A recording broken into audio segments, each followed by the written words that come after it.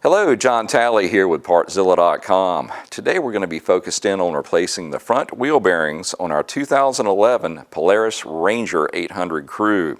Now, how do you know yours really need to be replaced? Well, I'll show you in just a couple of minutes. Once we bring up the front end, the front left and right tires act like they're omnidirectional, so they're in pretty bad shape. And this is going to be fairly involved to get to. I mean, we're going to have to pull the front wheel, which is no big deal, release the brake system, and then get to the control arms to where we can get that hub out. Then we can get the bearing pressed out and the new one pressed in. Speaking of bearings, let's go look at the part number that we're going to need to do this. As I mentioned, there's only one part number for the left and the right, and we're going to go ahead and do both sides because, believe me, this machine needs it. Now, the other piece that you want to get on order is the retaining circlip. You're going to go through this much work. You do not want to chance that circlip, the old one, actually popping out and then having that bearing work its way out through the hub. Now, as far as the special tools, you're going to need to get a good bearing driver set, as well as you need access to a press to get this done. The other thing you want to make sure that you have are a good pair of jack stands, because you don't want to trust the weight of this vehicle balancing on just a regular jack. Now, as far as any other tools, I would just call those out as we go along, so that'll reduce your trips running to and from the toolbox. Well, now that we've got our parts and our tools ready to go, let's get this thing knocked out.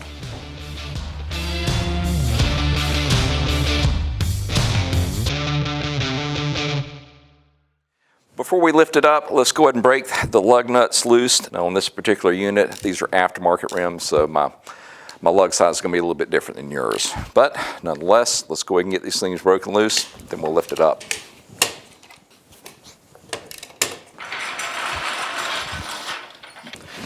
And when you're placing your jack stands, make sure that they are actually going under the frame itself. You don't want to have one come through your floorboard.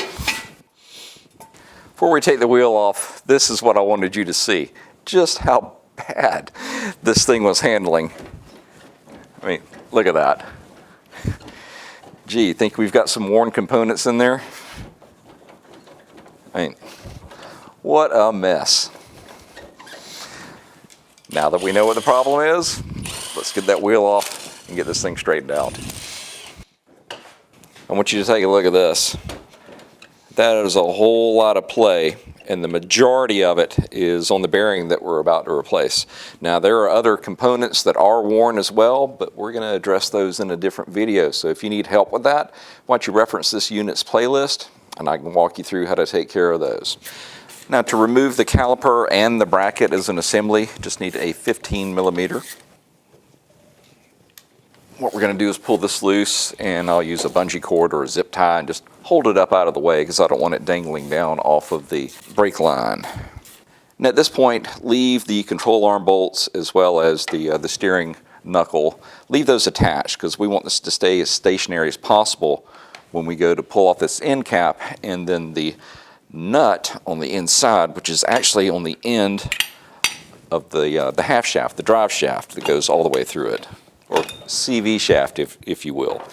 Now, it looks like somebody's already worked on this one once, because I know from Polaris that is not the way they bend their cotter pins. So somebody's been in here before. That being said, be careful if yours has been messed with, because if you take it apart a certain way, you're going to remember it, and you may be remembering it the wrong way.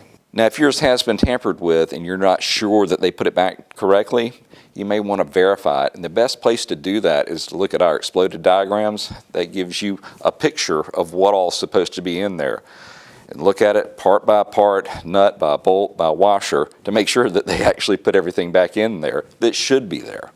That's what I'm going to be doing. I probably should have mentioned this before we pull the brake calipers off.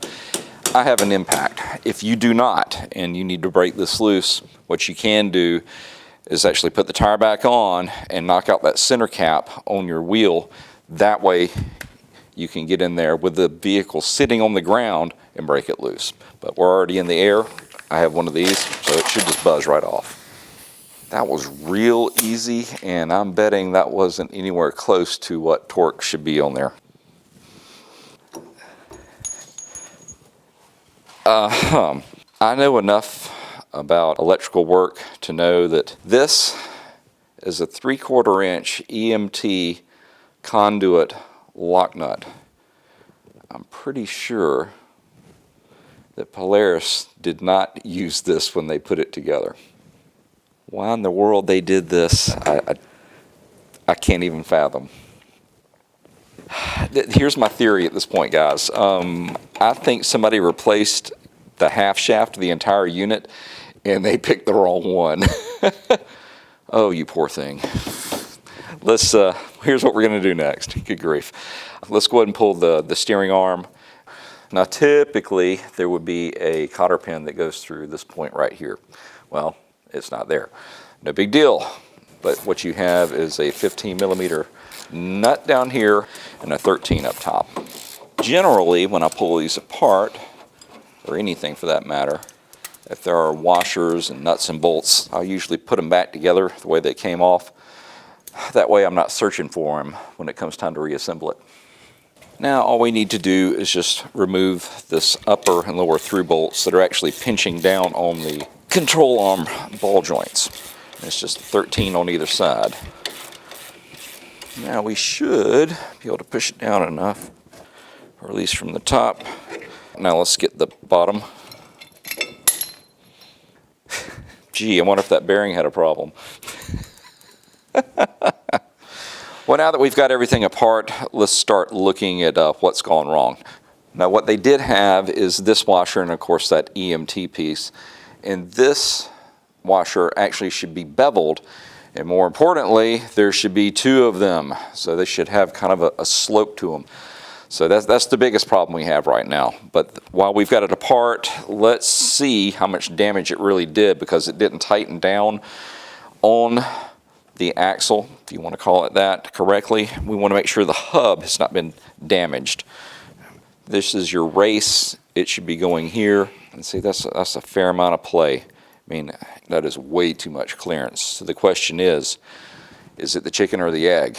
Is it the bearing, or is the hub worn down to the point where the new bearing is not going to tighten down like it should?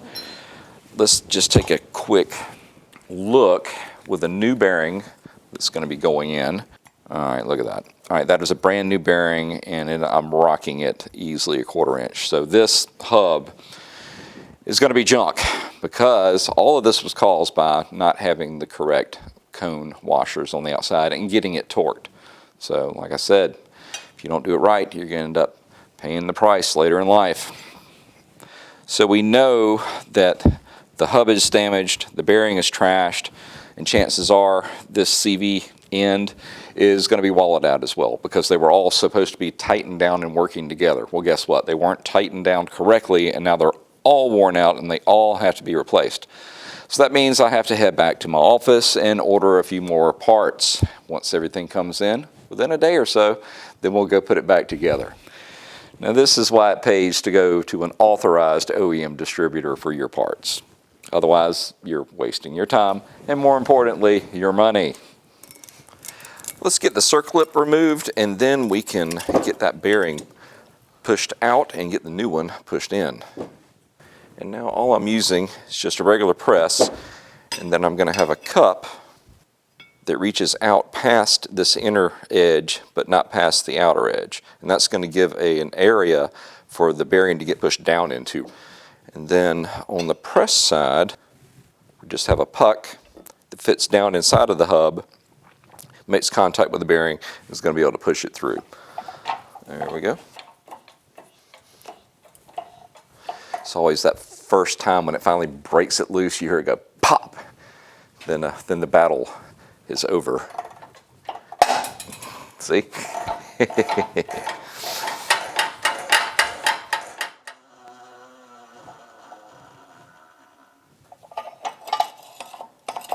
All I'm going to do right now is just spend a little bit of time, finish cleaning up the hub. Then we're going to get the new bearing, put a light coating of red Loctite inside of it, then press the new one in. We're using a little bit larger bearing driver because the other one only got to the inner race. We need to go out to the outer race but not past it. So make sure you're somewhere in this range like I'm using right here. We're going to use the same cup on the back side just to keep things level, but I did have to drop down the press a little bit so I could get more working room. Try to make sure that you're doing this as level as possible so it doesn't try to walk one way or the other. Because if it does that, you're going to run into problems. That's feeling right. There we go. Okay, she's bottomed. And now we can release. Now you could probably reuse your circlip, but I'm not going to. Now when they manufacture these, they actually press them out, so that bottom edge is going to be a little bit sharper than the top. So just kind of feel it to see which one feels more square, so to speak. That's the one we want facing out. Let's go ahead and get it in place.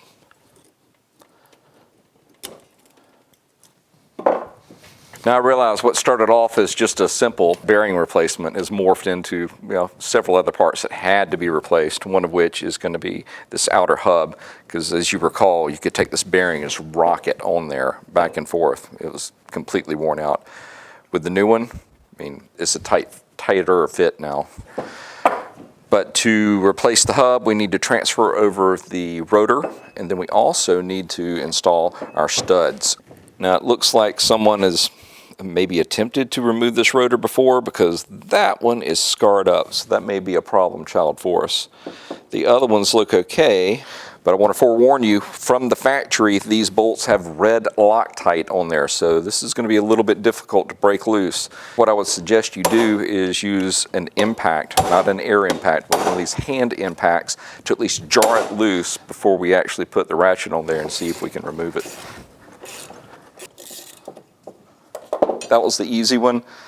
Let's go ahead and go for that one that's a little scarred up. Let's see what happens. What we're going to do is drive it in with a hammer and then hit it with that impact.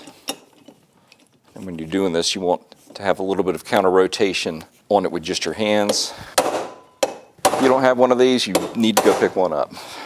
It will get you out of a lot of trouble. Yep, we got lucky, but we are going to replace these.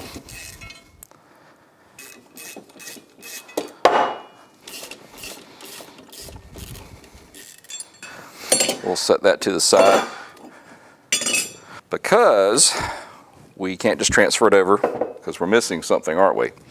Studs. Now you could probably knock these other ones out and reinstall them. I don't want to do that. So I'm just going to install new ones. And there's a couple of different ways you can do this. We can press them in, or we can just put a small socket under the edge, or some type of cylinder for it to go through, and just knock them in by hand. I think I'm going to go that route.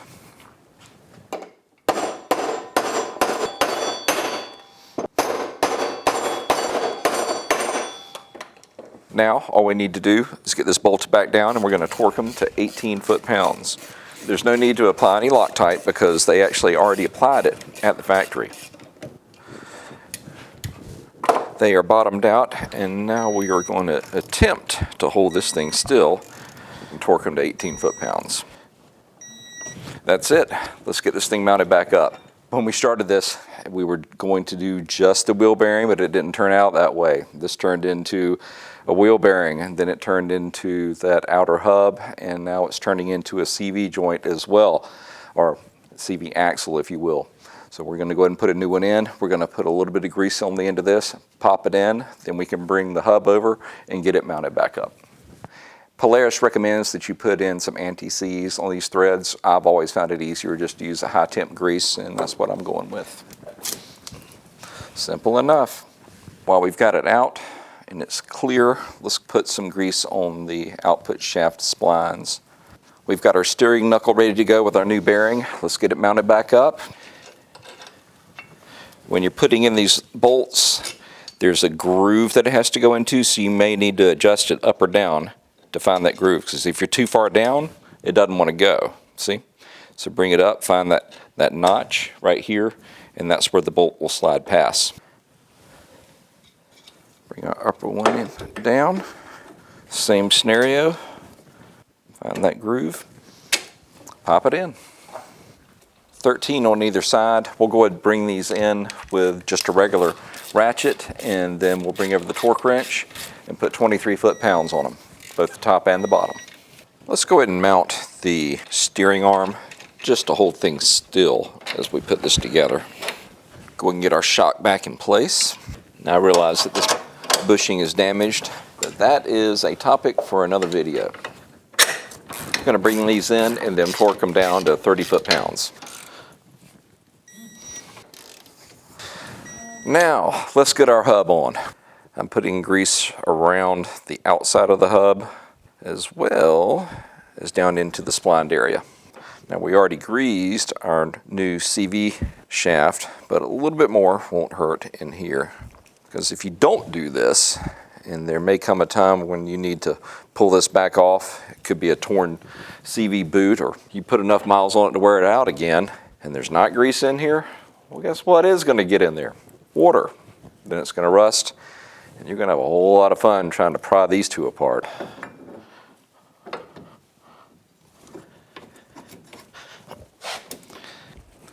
Now this is what the washers are supposed to look like. I don't know if you can tell, but they have a bevel to them. There are actually two of them. I'm going to get them in place. And then we are going to torque it to 80 foot-pounds. When I say it, I mean this castle nut. Now, there's a couple of different ways you can do this. One, I could put the brakes on, have somebody hold the brakes. That might do it. Sometimes it will, sometimes it won't. I've seen them where they actually slipped. Second, we could wait until we put everything together. You leave the center cap off on your tire, drop the unit down, then torque it. We are going to try something a little bit slicker, I think.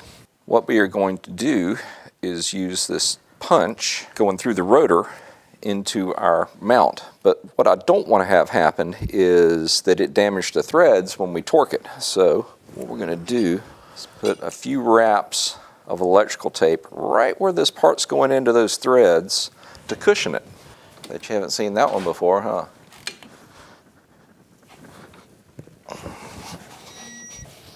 There you go. Okay, next, let me show you how Polaris usually does their cotter pins.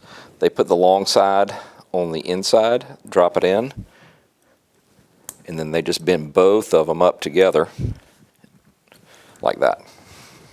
Okay, next we're going to put the caliper back on, and we'll go ahead and get it on the rotor, maybe get our bolts started.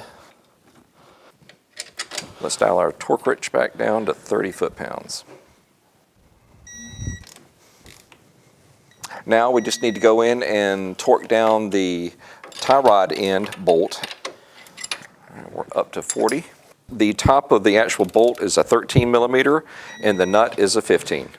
And then there's actually a cotter pin, it's a safety precaution that goes in at the very bottom, which this one didn't have when we took it apart, but it's going to when it leaves.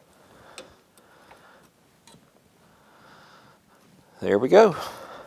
Look at the difference now. Can't move that at all. So all of those warm parts added up to a whole lot of play. All these new parts at the correct torque, and this thing's going to handle like it's supposed to do. All right, guys, this is going to wrap up this video, but as you can tell, I still have some more work to do. Now, if you have an aluminum wheel, torque it to 30. If you have a steel wheel, take it to 35. Now, I still have to put the bumper assembly back on, but I have a little bit more work to do on the other side, so I don't want to just take it back off. Well, listen, if you need any parts for your machine, why don't you come see us at Partzilla.com and we can get you taken care of. If you like what you see, why don't you go ahead and hit that subscribe button. That way you can keep up with whatever I'm working on next. We just want to say thank you for shopping here with us at Partzilla, and we will see you in the next video. Y'all have a great day.